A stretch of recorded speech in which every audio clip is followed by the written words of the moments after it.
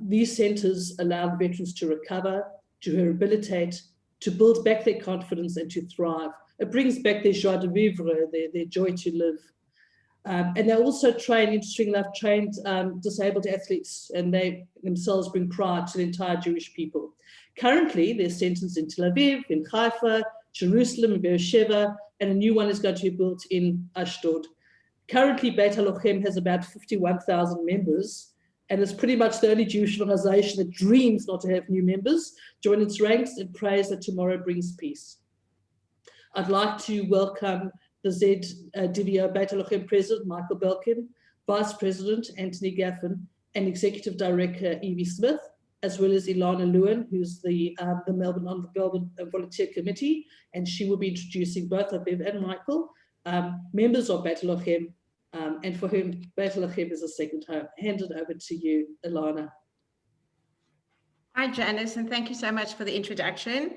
I just want to thank Rabbi Figdor and St Kilda Shule and for inviting ZDVO Beit Halochem to speak to your congregation and to the wider community. It's always such an honor to have our speakers be part of so many communities around the world. I would just also like to mention, Janice, that Beit Halochem offers so many amazing sporting facilities. You know, anything that anyone needs at Beit Halochem, they can find it at any of the centers.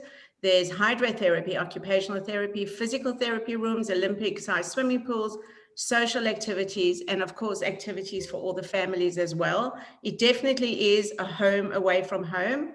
It becomes, you know, I've been many times, and when you walk through the centers and you see everyone sitting and congregating, you can really see that friendship that form, all those friendships that form at Beit Halochem. It really is, for all of them, a home away from home. I'm not going to say very much about Aviv or Michael, as I know they will tell their own stories, but I would just like to say one line about both. Aviv was seriously wounded in 2017 when a truck rammed into her IDF unit as she was getting off a bus in Jerusalem. Michael was injured in an explosion caused by Hezbollah missiles during the Second Lebanon War. Both have benefited hugely from their rehab at Beit Halochem. Just on another note as well, Beit Halochem Australia has a branch in Melbourne and Sydney. And if anyone is interested in getting to know a little bit about what we do and what happens at Beit Halochem, we will put all the information in the chat line for people to contact us. We are also a tax-deductible organization. But what I really also want to stress to all of you is when you next get to Israel, and I know it will be happening in the very near future, I really urge all of you to visit Beit Halochem. It's very hard to put into a few sentences what happens at a center. You really need to see firsthand what goes on, how amazing the centers are, how amazing the people are at the centers. They welcome you. They are so friendly. They are so happy to have visitors, see firsthand what goes on. It's just so hard to imagine these incredible facilities. So whilst I haven't said a lot about Michael or Aviv, because I know they do want to share their stories, I really urge you to make the time and effort to go and visit one of any of the 4 centers. And in time, there will also be a 5th center in Ashdod. So Aviv, I'm handing it over to you. And of course, any questions at the end, we are more than happy to answer your question. Thank you very much.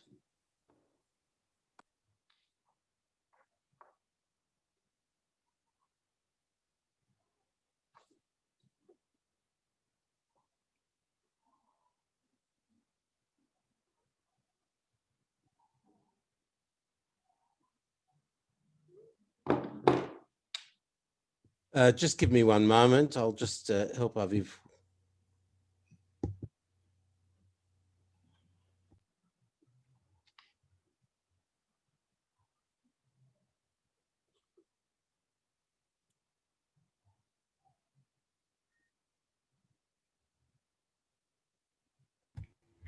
Thank you.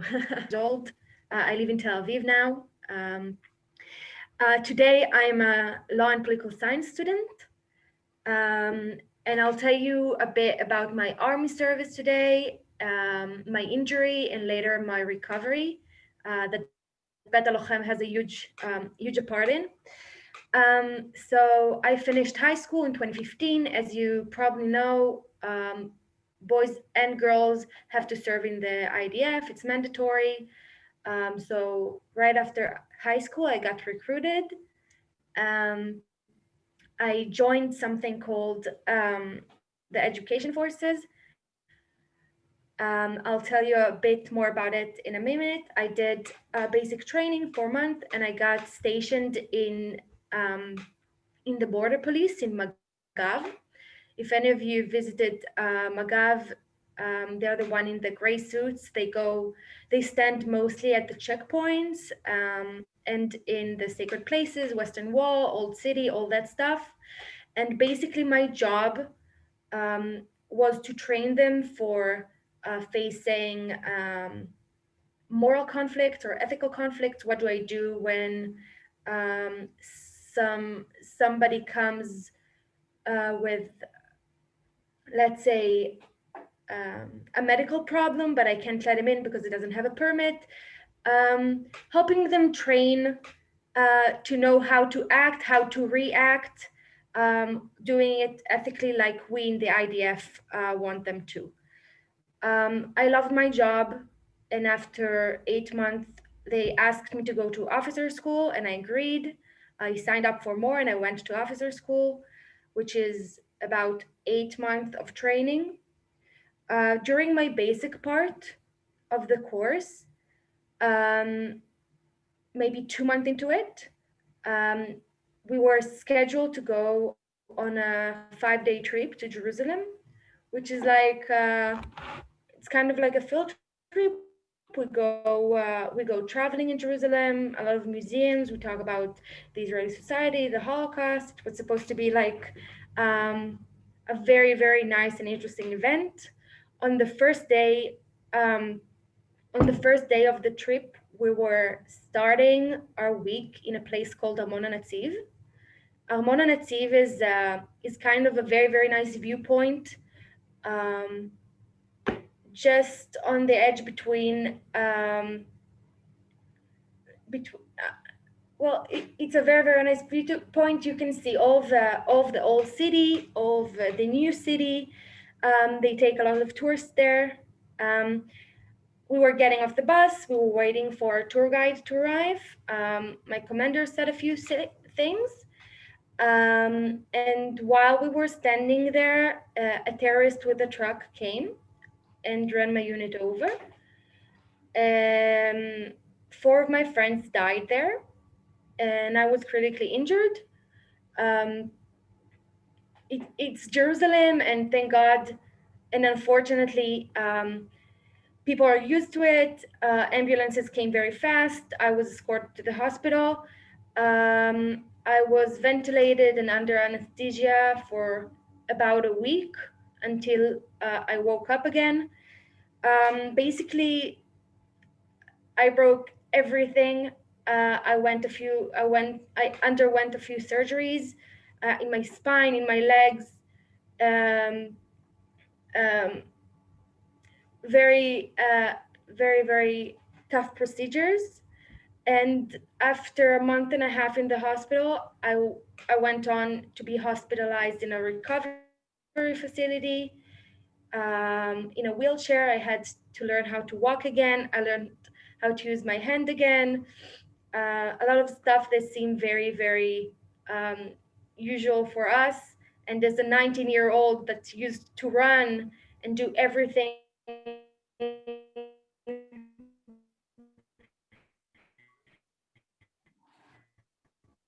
in officer school, suddenly you can from the hospital and from the army. And I arrived home. And you're arriving home and suddenly everything is kind of empty. Your friends are still in the army because you're 19, and like suddenly you find yourself with nothing to do. You have to go to the hospital every day in order to get treatment. And that's when I joined Beit Halochem. instead of going to the hospital to get treatment, like physiotherapy, hydrotherapy, I had to do every week, almost all of the week. I joined Beit Halochem and I did it actually over there. And when I went there, I suddenly understood how much I needed kind of the support that not everybody can give me, because no matter how much I talk to my therapists about stuff, in the end you need people who understand you and understand what you're going through in order to make a full recovery. And in my time there, I didn't only work on my physical therapy, but on my mental health. And I feel like Beit Halochem and the people there at that time in my life definitely saved me and definitely helped me reach full recovery. After 5 months in Beit Halochem doing therapy, I decided I wanted to go back to the army. And I did. I went back to the army. I finished my officer's course, and I did 2 more roles as an education officer in the Israeli Air Force. I finished my army service a year ago. This last year with the coronavirus and everything, we're kind of in between everything. I don't know what's going on in Australia, but here everything is closed. And one of the only places that is open is Beit Halochem and its activities. And I can tell you, for me and for a lot of other people who suffer both physical problems and mental problems, such as PTSD and stuff like this, our routine and our activities and our therapies and those stuff are important for us, not only for the main recovery, but in life in general. It's not like a recovery time. This is our life. We need it every day. We do it every day. And the fact that Beit Halochem was open to us at that time, I can tell you, for me, it saved me. I can personally let you know that I moved closer now to Beit Halochem, so I can go every day. It's a huge part in my life, and that's it. It for me, it is a second home. So thank you.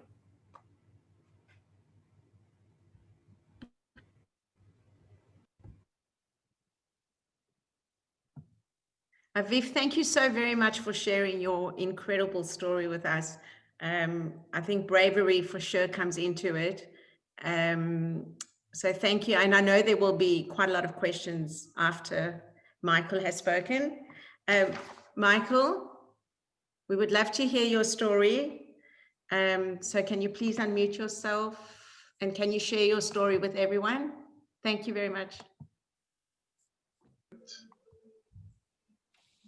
Good evening, Australia. Thank you so much, Aviv. Thank you so much for sharing your story.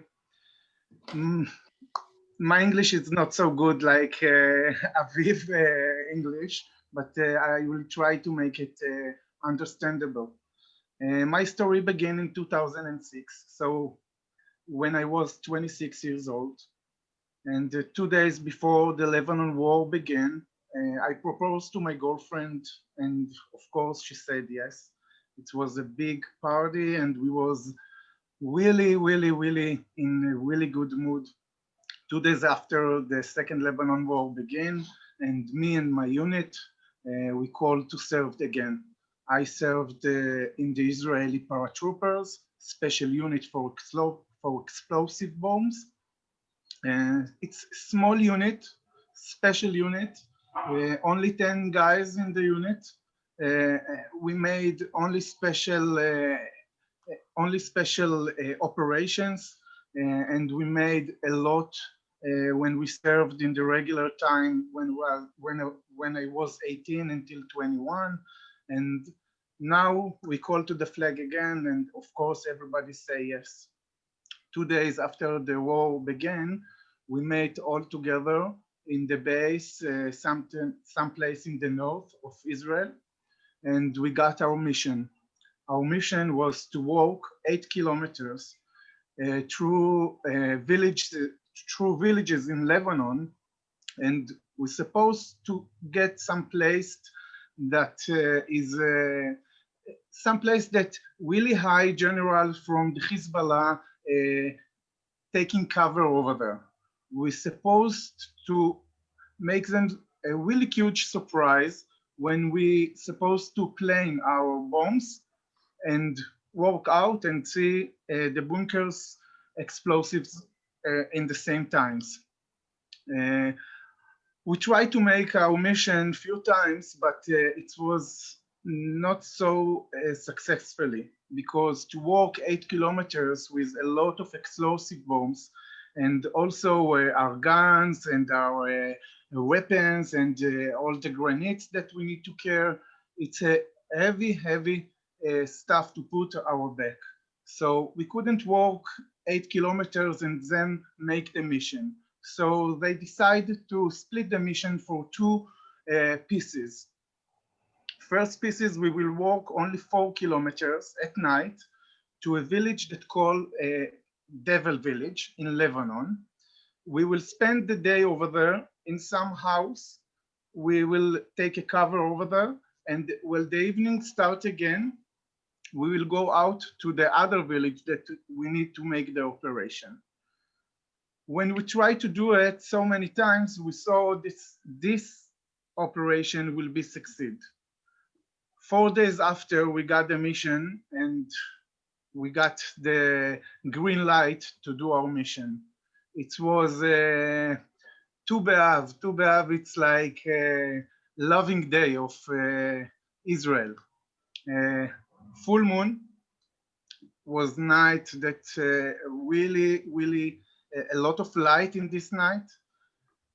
You know, 8 o'clock in the evening, we all get our weapons again, and we try to calm a little bit. Everybody was really tense, and we start our way to the village. It was a long way, 4 kilometers at night, when the war outside began. Everybody shooting from every places, but we was really focused in our missions. And we get to the village that we're supposed to get, Devil Village, in 6 o'clock in the morning. We took a cover in a house, and everybody took a place in the house to rest a little bit until the evening, and we can start our mission in the evening again. We lie down on the floors, everybody took a cover, and we're waiting for the evening.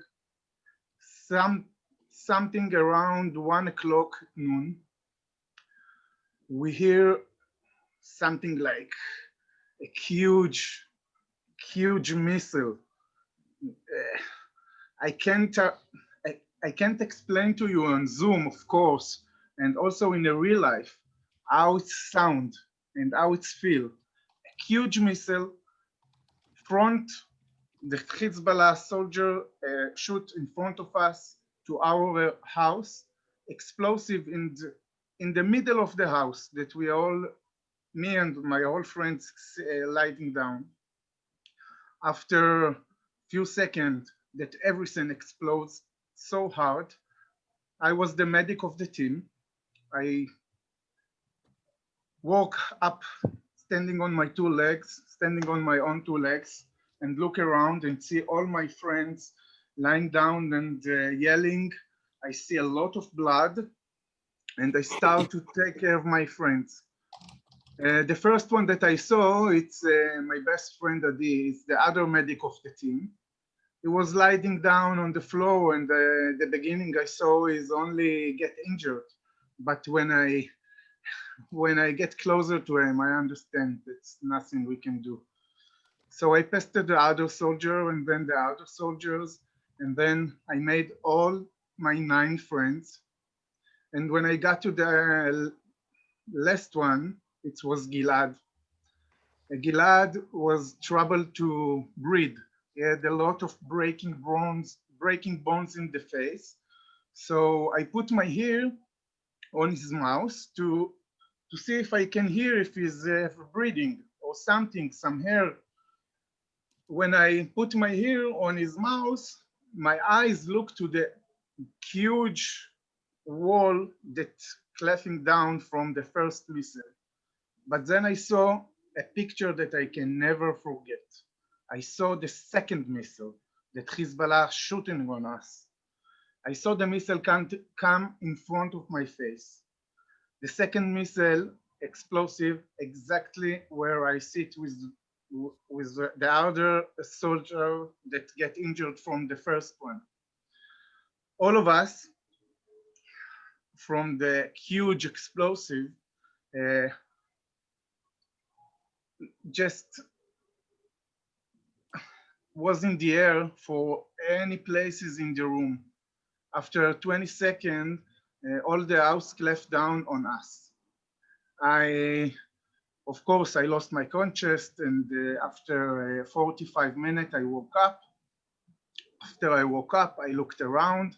I see only huge smoke, black smoke, and our explosive bombs that we bring with us from Israel to explode the Hezbollah start to explode because of the fire in the house.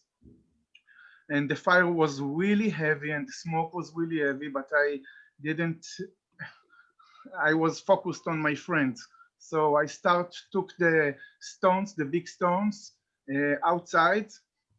And then I saw my first friend, I took him away, I took him outside from the house, and then I did it again and again and again until I saw all my 8 friends outside.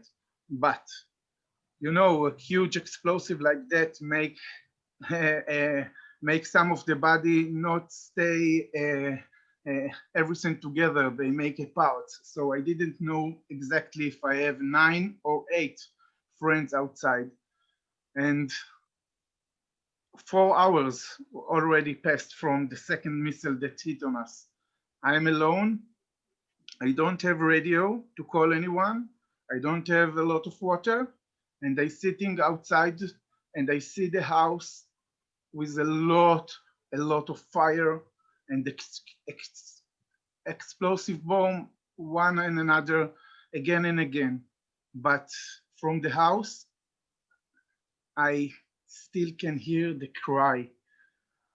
Even today, when I speak about it, I hear it again. It was a huge cry from the house. Someone that's crying again and again. Shema Israel, Shema Israel, Shema Israel. It was so hard that you can't miss it. And at the beginning, I was thought that maybe it's only in my mind, but I didn't pass. I took my body up and I went inside to the house, to the fire, and I saw one of my friends over there making with the hand something like that, help me, help me. I took him on my back and I took him outside. It was a moment that I can never forget. We lie down over there 6 hours after the missile hit on us, and the evening come close. I was really afraid that Hezbollah come and take us. But I remember that behind the house, it's it's a huge field of olive trees.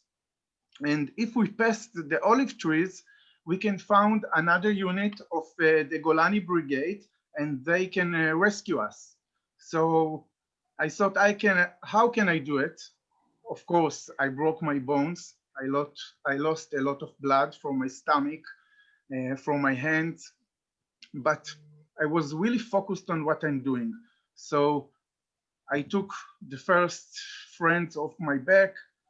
I started to cry, Shema Israel, strong into the sky, and start running through the huge field of the olive trees. And the olive trees was a trap. Hezbollah was waiting in both sides of the olive trees field. And when I walk inside, I start shooting a lot of heavy missiles inside. But I had a miracle, and God was with me, and I made the way again and again and again and again. 8 times I made the way with all my friends. But the last time that I made this way with the last warden soldiers on my back. It was Ben, really good friend of mine. It was different because when I ran with him on my back, it was the last time, and this time was really quiet. Nobody shooting on us. It was sound so quiet, like the Hezbollah say, okay, you know, you succeed until now, so now we pass you, we let you one free way to do it. And when I get to the other side of the field and I put Ben away, I saw something really weird. The face of Ben would look like something really weird. So I took Ben and I turned him off and I see his back. And more than 25 bullets hit in the back of Ben, my friend. And he saved me. It saved me, but it's killed him. After 25 minutes that we passed this olive trees, the Golani Brigade come and took sketchers, took everybody on sketchers and start running to the Israeli border. After 4.5 kilometers of running, I was getting to the Israeli border. I remember the doctor. I remember what they thought, what they say to me. They say to me, "We can't believe that you survived. It's a miracle." And I can't remember a lot after it because I wake up in the helicopter and then I wake up again in the hospital. When I woke up in the hospital, I saw my girlfriend that I proposed a few days before, and my parents. And my parents explained to me that the doctor said that because my injury is so bad, they can't let me stay awake. They need to make me sleep for a few weeks. And maybe after the few weeks, I will wake up and we can start my rehab again. I didn't sleep 3 weeks. I slept 8 months. And when I woke, I remember it very well. It was a Saturday. I woke at Hadassah and Karem Hospital in Jerusalem, and suddenly I saw all the battle again. I saw all my friends again, and I called my friends, and I called my parents and Dana, my girlfriend, and I said, okay, I remember everything, but I need to know that everybody except me survived. And they say, no, you're the only one survived. Then I slept again 1 more month. And after this month, I woke up and I saw the doctor and I saw all my family in the room, and everybody say, good luck. Now you start a new thing in your life. Now you start your rehab. And I didn't know exactly what it means, but I knew that my family will help me to pass everything.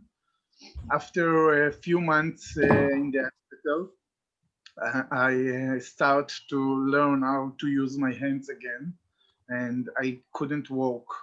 The doctor said, listen, we don't know if you can walk again. It's only in your head. We never saw a world soldier like you in this situation like you. We don't know. You're a miracle, and if you can walk again, it will be a miracle.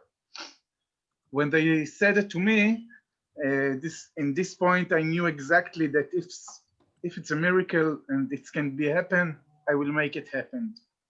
And after 4.5 years in the Hadassah and Karem Hospital, I arrived to Beit Halochem in Jerusalem. To Beit Halochem in Jerusalem, I arrived on a wheelchair. And after 2 years, I left walking on my two long hands, walking on my two hands. I'm sorry, I'm very excited. I left walking on my long hands. I'm sorry. Beit Halochem helped me in so many ways. At the beginning, they helped me, and they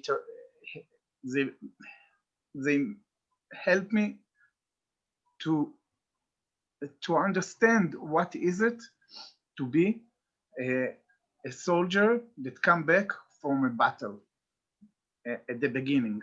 And then they took me to the pool and they told me, listen, now you're on a wheelchair.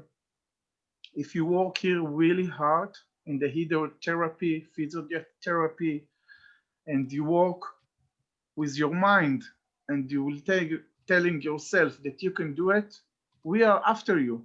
We will show you that you can do it. After 2 years in Beit Halochem, I ran the marathon in Jerusalem, and nobody can believe that I can do it. It was my win on the wall. And you know, behind me, I have a wonderful family. I have my wife, Dana, and I have 4 wonderful children. The two big children of mine borrowing that when I spent the time in the hospital. So they took a really huge part in my rehab, all my rehab. And we try to, all the time my children ask me again and again, what we can do to remember my friends. So we saw together what we can do. And we built a garden in Jerusalem in our house. And in our garden, we planted 10 trees. Of course, one huge tree for the huge miracle that I had in the olive trees field. So we have a huge olive tree in our garden. This one, it's for remind me every day the miracle that I had. And of course, 9 other trees that the children ask the families of my friends that died in the war, which fruit they love more, which the fruit they love the most.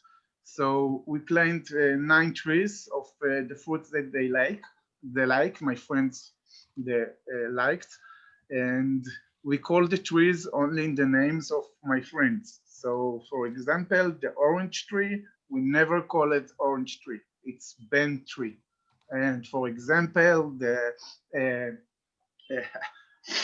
granite apple, it's for Gilad, and the apple, it's for Adi. So everybody have his tree. So every morning we wake up and we walk outside to our garden.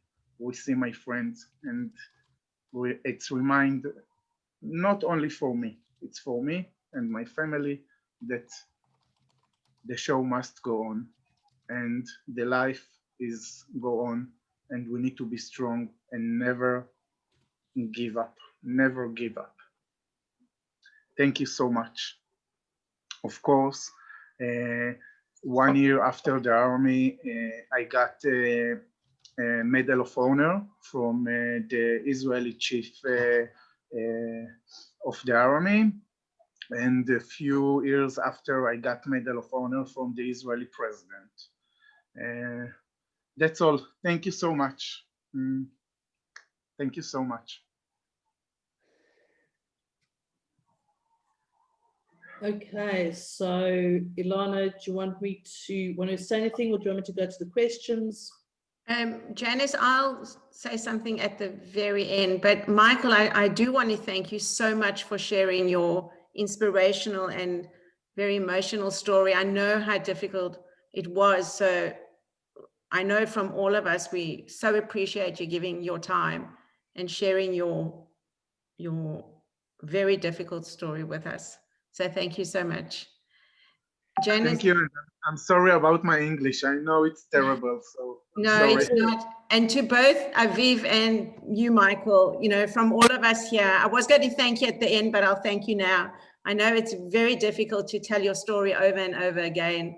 And I can see how emotional it becomes for both of you. So I know all of us sitting over here in Australia really appreciate you giving all your time. And honestly, on behalf of ZDVO Beit Halochem in Australia and Rabbi Figdor and St Kilda Shule, we really want to thank you.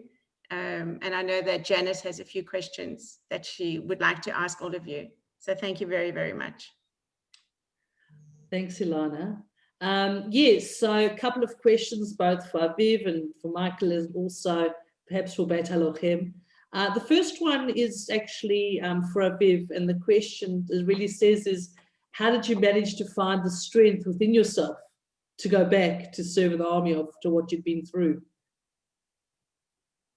I think at the beginning I didn't want, like, I was very focused on my rehabilitation, and after I was in Beit Halochem, I talked to a few people. We talked about it, and I felt like there was like an unfinished. It was like an unfinished thing. I felt like I needed to do it in order to feel like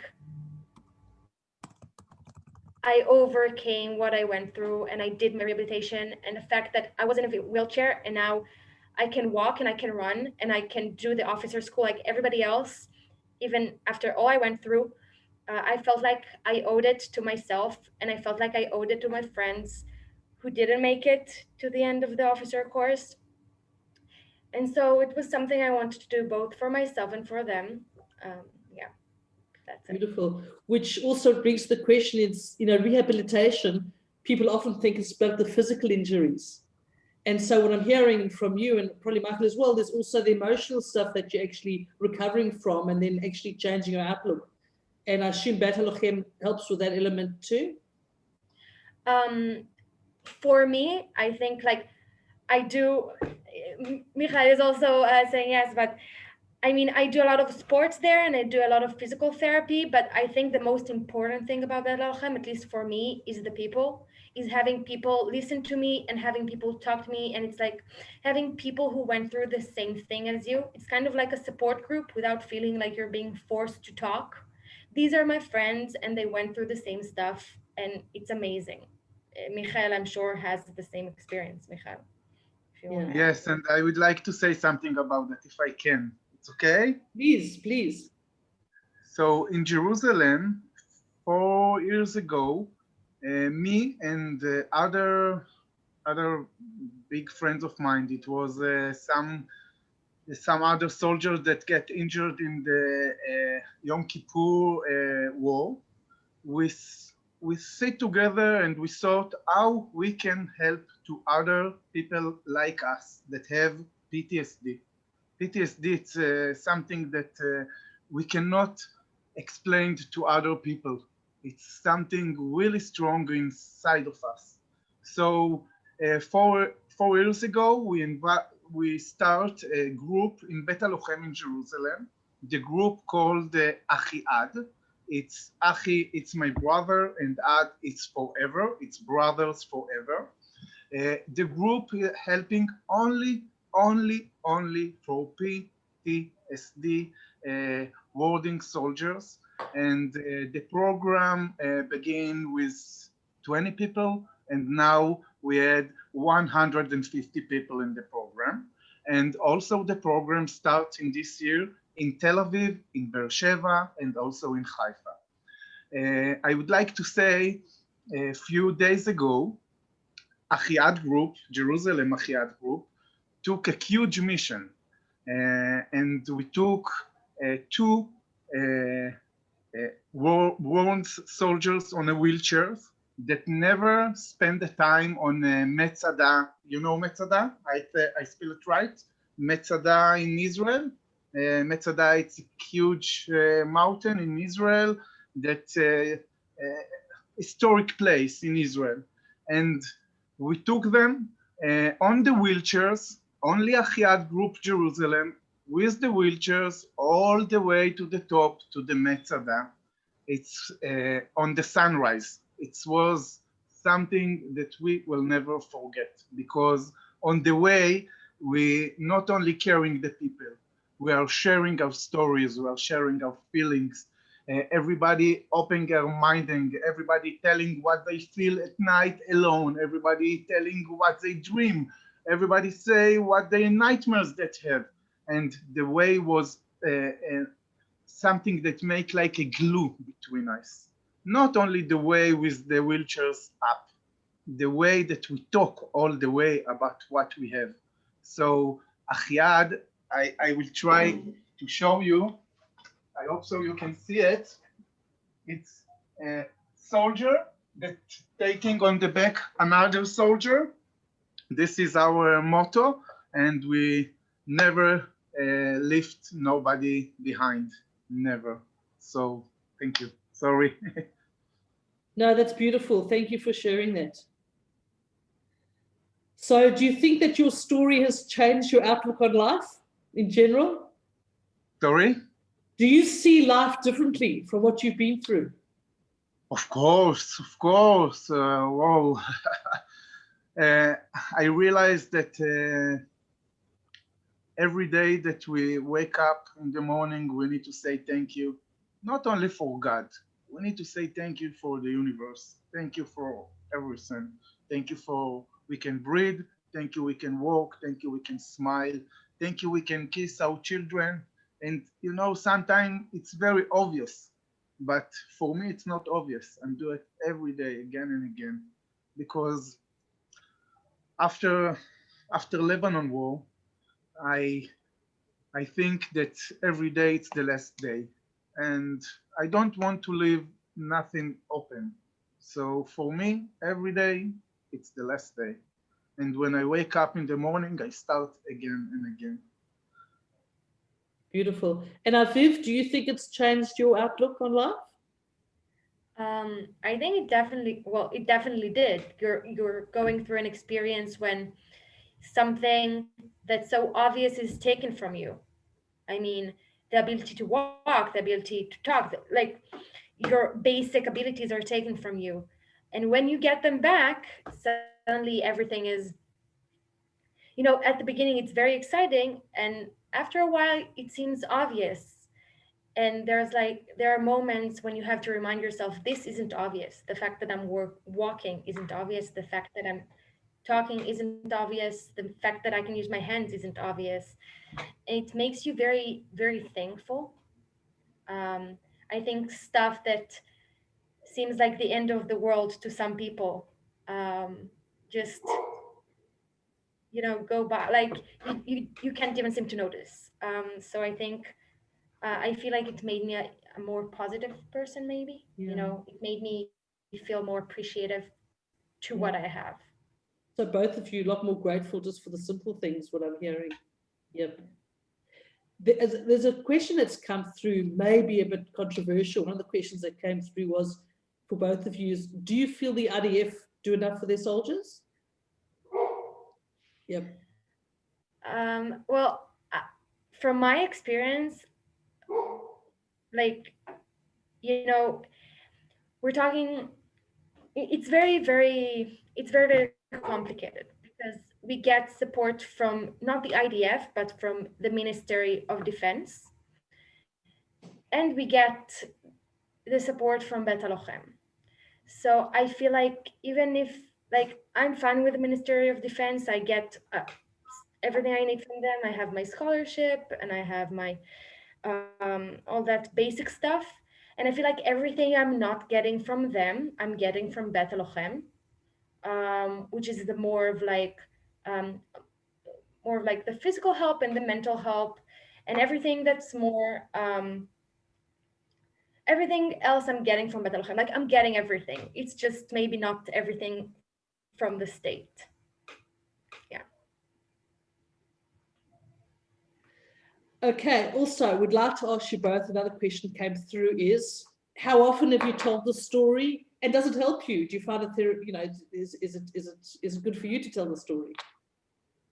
I'm a part of a special unit in the army until today, that we are telling our stories from the war to other medics and other paramedics. and they can learn how to manage another soldier in the battle. So I do it kind of one in a week. Wow. Of course, it helped me very well. It's not the same to do it in English and in Hebrew. It's Your English for me, is great. it's really, but I'm doing it one in a week, and it's helped me very, very, very, because I need to share it. I need to take it outside from my body, and if I have someone that can listen, so I will do it again and again. I don't know what's for Aviv, but this is for me. What about you, Aviv? It depends on the situation. When I tell my story, I do not like to go into details that much. Mostly it depends on the situation. When I feel like I'm talking, through Zoom, it's very, very hard. I can't see the faces, I can't see the reactions, I can't see the people like I would if I would talk to you face to face, which is much, much harder. So it's a lot harder for me to share more personal view, like details or feelings, but like telling my story for me, it's kind of like the process of like understanding what I went through. And I know that it's done a lot of good for me. I do it not a lot, but I do it sometimes. Yeah. Beautiful. By the way, both of your Englishes are really, really good. So don't for 1 second think your English isn't excellent. And perhaps before we end, do you have any final message you'd like to give that I hadn't thought of asking, that people haven't asked? Is there any final message that you'd like to say? Well, I would like to say that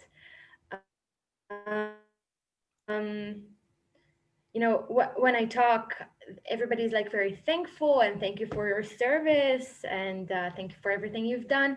But I think for us, the army service is mandatory, and I'm doing it with love, and I love doing it, and I know how important it is for me and the state. And in my opinion, you guys, supporting us, supporting the military, supporting people who are injured in the military, that's the special part. Because for me, people from outside of Israel, giving us that much support and love, it's amazing, in my opinion. So I want to thank you for your love and for support and for listening to us and our stories. That's it. Beautiful. Your donation is helping your donation helping so many other soldiers like me to continue with our lives and leave the war behind. And your donation, it's what found our group like Achiad, what I told you before. And remember all the time that this is what making the people a good time. Beit Halochem and all the activity in Beit Halochem. People wake up in the morning and they lost. And they going to Beit Halochem and they found people exactly like him. And this is a second home. Beit Halochem, it's a second home, it's a second family. Thank you so much for everything. Thank you so much. Well, thank you guys. It's really, that was an incredibly powerful session. So thank you guys. Thanks, Beit Halochem. And it was really beautiful to meet you. And it's amazing how Zoom's allowed us to have this form of communication. Elana, do you want to say a few words? Aviv, Michael, again, from all of us, thank you so much for sharing your incredible stories with us. You certainly give a new meaning to the words hope, courage, and determination. As I say, I've been to Beit Halochem many times, and no matter how often I go, I'm still so inspired every time I go when I meet people like you. So I really want to encourage everybody when you go to Israel to please make the time to visit these unbelievable centers and to see what they offer. All our wonderful people who unfortunately have to go to Beit Halochem. I know it is lifelong treatment for all of you, but from all of us, you know, we wish you so much luck, good health and happiness in the future. And hopefully we'll meet you in Israel one day. Thank you so much, St Kilda Shule and Beit Halochem Australia. Thank you. Thanks, Ira. Thank you very much.